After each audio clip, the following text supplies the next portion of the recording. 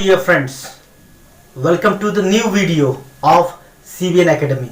My name is Prakash Bhaskar Nikam and today we are going to deal with the introduction of a course book of 12th English. This course book, all we know, is changed, and so we are going to understand what changes are there. Last year some other book is there, now some other book is there, so we are going to understand about it. And one more thing we need to understand, that in 11th also the book was changed for you, and so on. The same thing, we are going to compare the 11th book as well as the 12th book to it. Okay, it is a really simple thing. So we are going to understand what kind of things are there with section wise. This video is going to be in two different languages. That means we are going to discuss all the things in English as well as we are going to explain in Hindi too.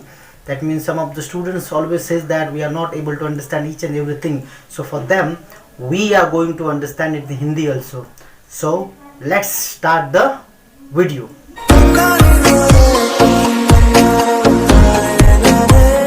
You can see in this picture that we can see that a speaker was there, as well as RJ was there, a person who is working on the computer. All these peoples are there. These are the skills we can learn from languages. We can achieve these things from this, so that this book is going to tell us something about this. मतलब बहुत आसान है कि ये जो आपके सामने जो चित्र दिया हुआ है कवर पेज पर, ये जो कवर पेज है वो आपको बता रहा है कि जो चित्र दिए है, जिसमें एक संभाषण करने वाला व्यक्ति है, भाषण देने वाला व्यक्ति है, उसमें एक आरजे है जो रेडियो जॉकी होता है वो है वहाँ पर, या फिर कोई कई दूसरे चित्र वहाँ पर है. उससे हमें ये पता चलता है कि हमें क्या कुछ करने को मिल सकता है इससे. अगर आपका लैंग्वेज पर कमांड रहा तो कैसे कुछ आप कर सकते हो. तो इससे हमें ये सीखना है. आपको एक बात और बता दूं, इसमें सबसे ज़रूरी बात यह है कि आपकी जो हिंदी की बुक है, जो आपकी मराठी की बुक है, इन सारी बुक्स की जो कवर पेज है इस बार सेम होने वाली है. पिछली बार तक ऐसा कुछ भी नहीं था, अलग अलग बुक के अलग अलग कवर रहते थे. इस बार कुछ अलग हो क्या है, इंग्लिश हो, मराठी हो या हिंदी हो या फिर कोई दूसरी, सबके कवर पेज एक ही जैसे होने वाले हैं. Let's see the back cover. As you see in this picture again, the back cover is little bit different. In this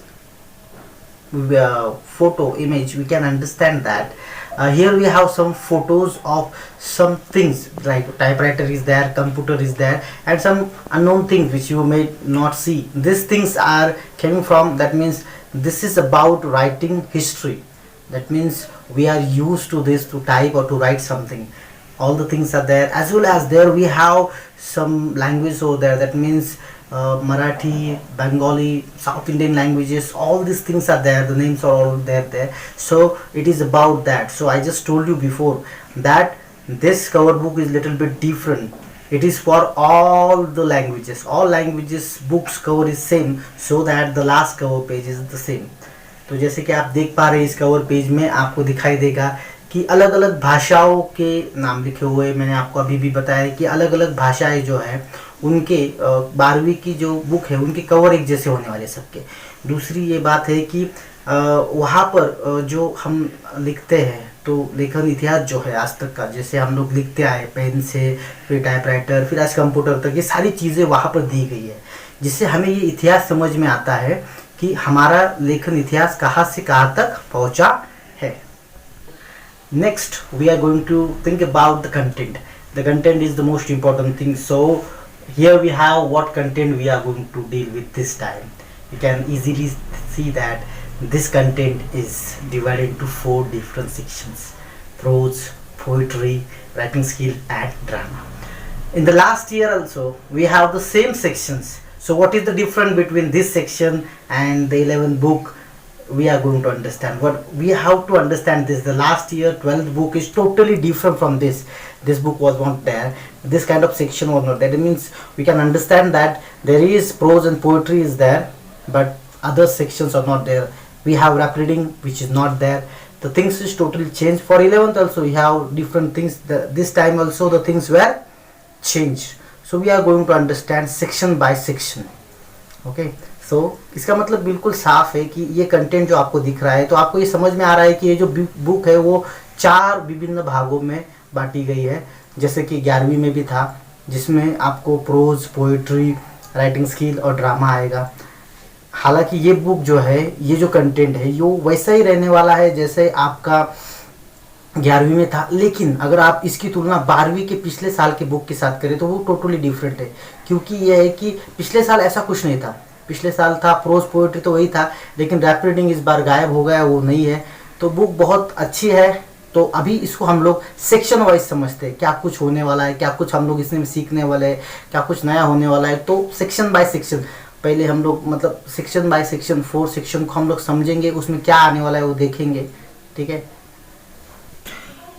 So the first section is prose.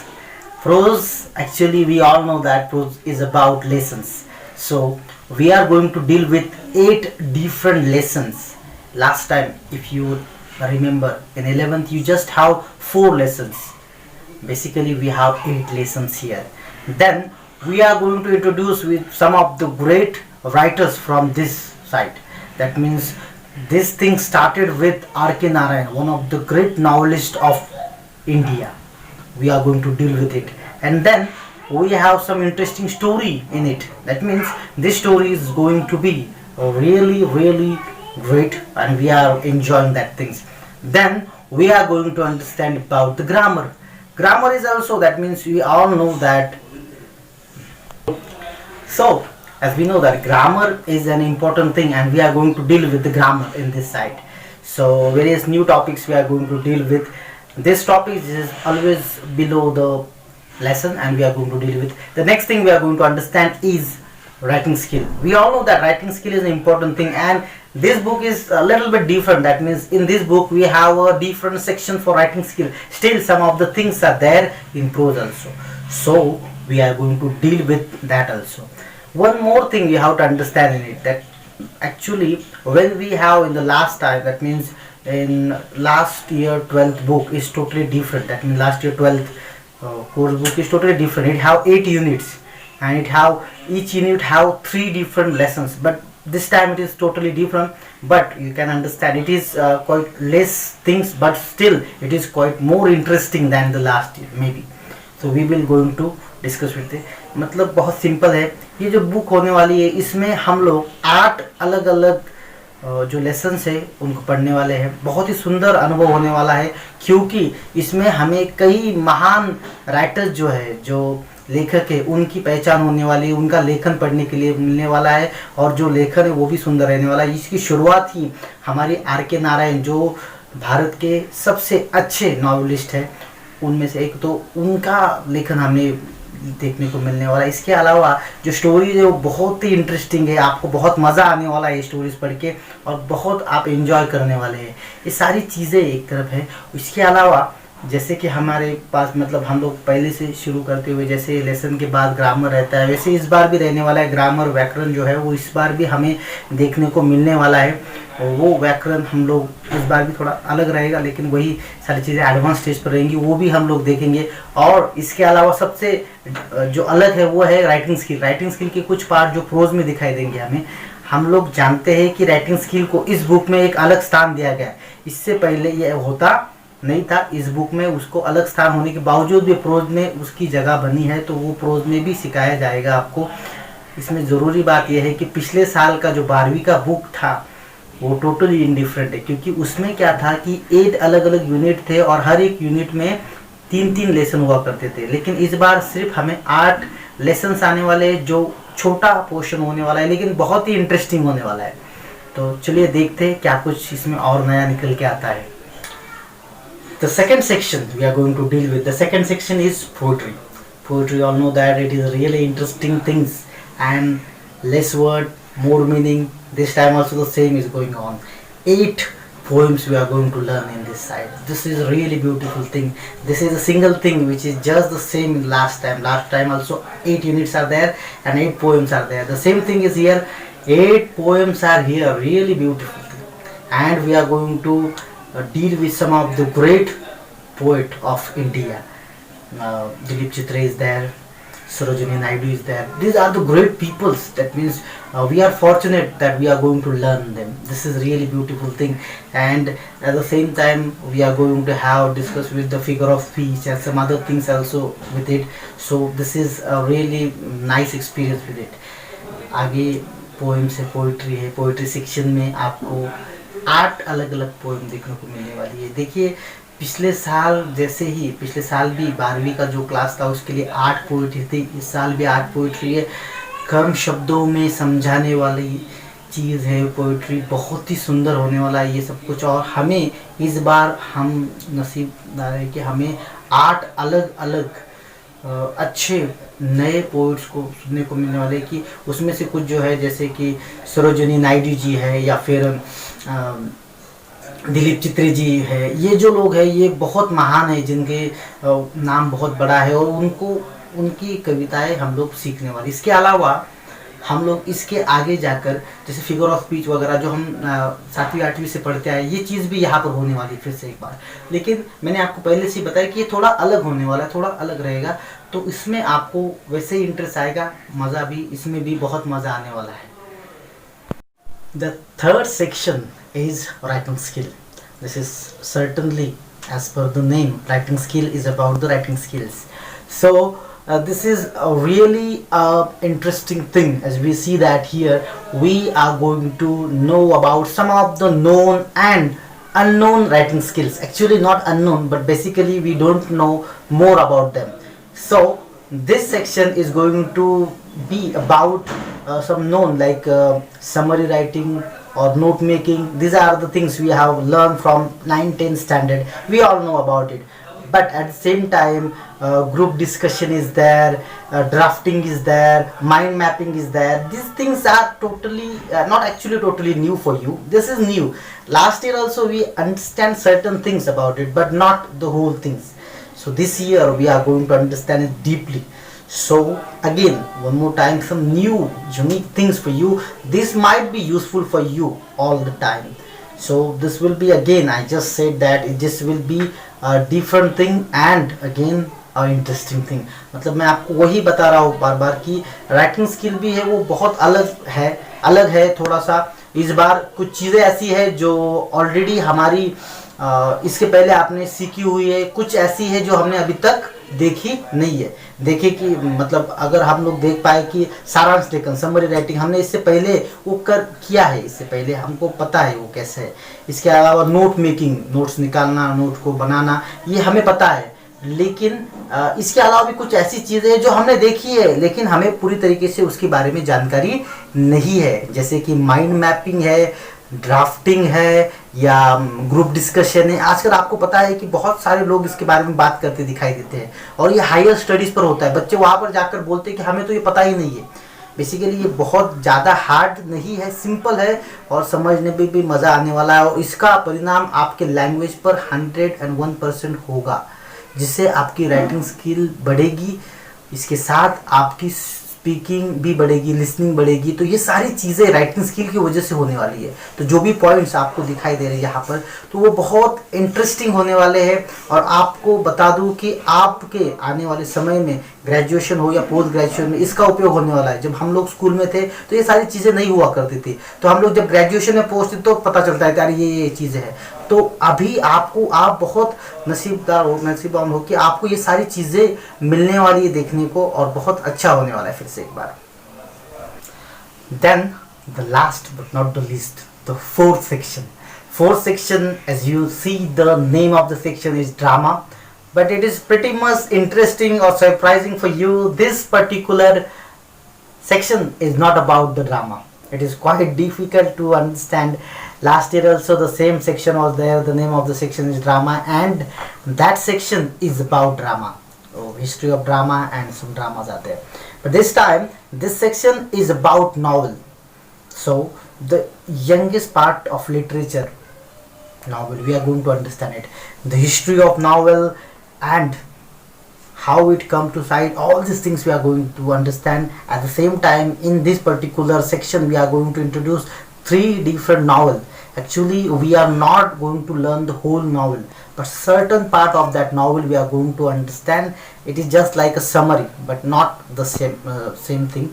It is not a summary. So it is a really beautiful thing. Just like last year also, we learned some dramas, not the whole and soul, but like a little bit a part of it. So it is a really beautiful thing, and we are going to understand this novel. Basically, the name should be novel, but the name of the part is drama, and we are going to learn novel. So बहुत simple सी चीज़ है हम लोग जो सीखने वाले इस बार.